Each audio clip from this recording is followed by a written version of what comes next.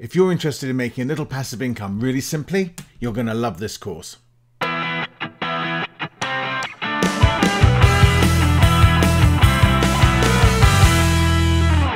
How to create a Skillfeed course, part 1. Now, there are 8 simple steps which I'm going to take you through, which you need to understand in order to create a Skillfeed course. And then after that, in part 2 of this little video series, I'm going to actually walk you through the actual creation process on the Skillfeed website, showing you how to do it. So, what are these 8 steps? You've got to come up with a course title, a subject, a skill level, a course image. You have to put it into a software category, create at least 7 tags, a course description, and then upload at least 1 video. Now that might sound a little bit daunting, but you'll see when I take you through it, it's very straightforward. So the first thing you've got to do in your title is you must have a keyword, and you must explain the benefit, the key benefit to the student. This is the major thing that is going to catch their eye when they're looking and trying to decide what course they want to take. If you can create some sort of intrigue or interest or question, that's the hook that will get them to click on your course and start having a look at it. You have to remember though, you've only got a limited number of characters, so your title's got to be really punchy and catchy.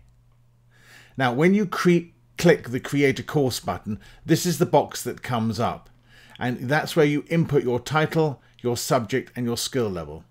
So we've talked about the title. Let's look now at the subject and skill level.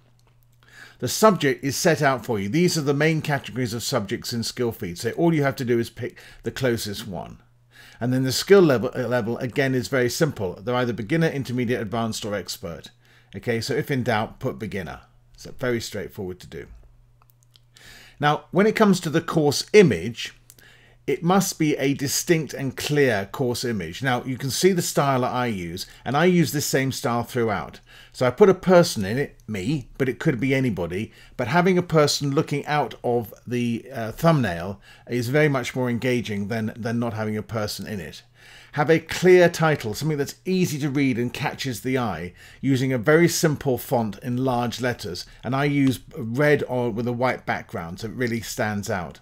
I make sure to put the course author name in it, but it doesn't have to be in big writing. And as I said, if you use a standard design, you'll find that you can really have an impact if you have a lot of courses uploaded. Now, when it comes to choose the software, you can create your own labels, but the best thing to do is go and find out what's out there. And the easiest way to do that is go and find similar courses to your own and see what software tags they're using. It's perfectly acceptable to copy them and use the same ones. With tags, these are really critical. These are the secret to you being found on Skillfeed. So you have to have a minimum of 7, but it's worth being thorough here. Again, look at similar courses, see what other people are doing. Look at the list of courses and subjects down the left-hand column in Skillfeed and see which of those are most appropriate to your course. Think of long tail phrases and then invent your own tags. But these tags should definitely reflect the content of your course.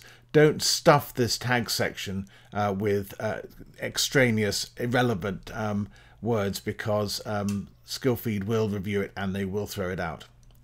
And finally, make sure you use the terms from your title and your description. So these keywords then get repeated. And this is what the box looks like. You can see it on the bottom of the screen. Now, when it comes to the course description, you're limited to 500 characters. So choose your words carefully. Consider important keywords that are going to be relevant and help you to be found. And since Skillfeed have introduced this new rating system, make sure the last sentence in your description is a little call to action saying, please leave a rating. So videos, you have to upload at least 1 video. If you've got Dropbox, it makes it dead easy. So pre-upload all your videos to Dropbox and then just drag them across, and it's the easiest way to get videos into Skillfeed. And once uploaded, you can customize the video image. And I've just seen the typo, there you are. But I hope you let me run with that one. And of course, make sure you put a title in the video box. Now, there is also a chapter mode, which means you can organize your course if you've got multiple videos into the different chapters. Put in the chapter headings. Now, I recommend you get your order right and you upload them in the right order, because trying to re-upload them is actually a real fiddle. On the whole, the interface works really well, but I have found that a little bit tricky. That may be a reflection, of course, of my poor broadband. So that's it. I mean, that is as simple as that to create a little course in Skillfeed. Don't forget to save your work, and you can watch the save buttons all the time and make sure that you do click on them. So in our next video, we're going to look at the actual process. I'm going to walk you through what it is like to actually create the course. So we're going to have a real live demonstration. So I'll see you in the next video.